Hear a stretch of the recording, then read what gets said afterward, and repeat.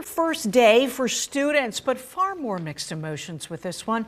It's a milestone for 7 Penn State campuses and a sad one for many people. Seth Kaplan joins us now. Seth. Yeah, Alicia, just because we knew since May this day was coming didn't make the reality any easier for 7 Penn State campuses where, barring a miracle, this was the last ever first day for freshmen. 2 of them here in the Mid-State, Penn State, York, and the place where we spent our day, Penn State, Mont Alto. When I came here, I saw myself here. Third-year student Jennifer Glodden, who will be in the last ever class of students to finish a 4-year degree here. Hannah Height is another.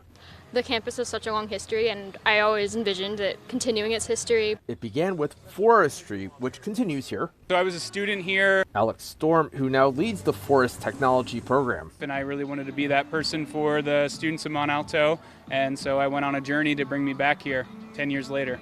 Mont Alto forestry students always had a great reputation, and there's not going to be any more of them. No more students in newer programs either. Jennifer and Hannah going into nursing. 4th-year student Danny Gebler going into psychology. A lot of students here do 2 and 2, so 2 years here and 2 years usually at main campus. Kendall Burleson, also 4th year, also psychology, did the opposite. I actually started at University Park, and then I quickly found that I really needed a small campus community to thrive. Our local health systems have recruited and hired a lot of healthcare specialists that have graduated here from Mont Alto. That's certainly going to be a major hole in the community.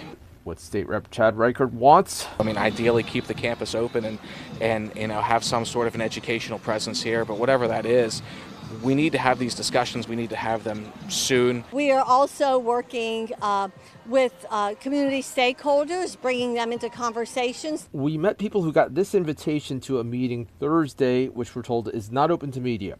Chancellor Marilyn Wells says she's trying to give students, faculty, and staff room to feel what they're feeling and express those feelings. There's things that we can be sad about, there's things we can be excited about, those can coexist at the same time. So really respecting individuals where they are. Trustees, not administrators like Wells, made the closure decisions, but she says closures were unavoidable. Higher education landscape is changing. Pennsylvania is one of the most saturated states for higher education institutions. Campus housing resident assistant Jawad Malik says Mont Alto is closing based partly on misleading data, like the percentage of occupied dorm beds. They said that we're at a 40% capacity, give or take something like that. They did it on a per bed basis. What they didn't account for is we have people who pay extra to have their own room. So when I did the data from the time they did, we're roughly at 70% capacity. But it's definitely very sad to see it closing, but I'm very grateful for my time here. I love everything, and everybody that I met here is the nicest people you ever could imagine. Well, critics of the closures also told me today that what seemed to them like a preference by trustees to keep Penn State's Pittsburgh area campus open no matter what made no sense.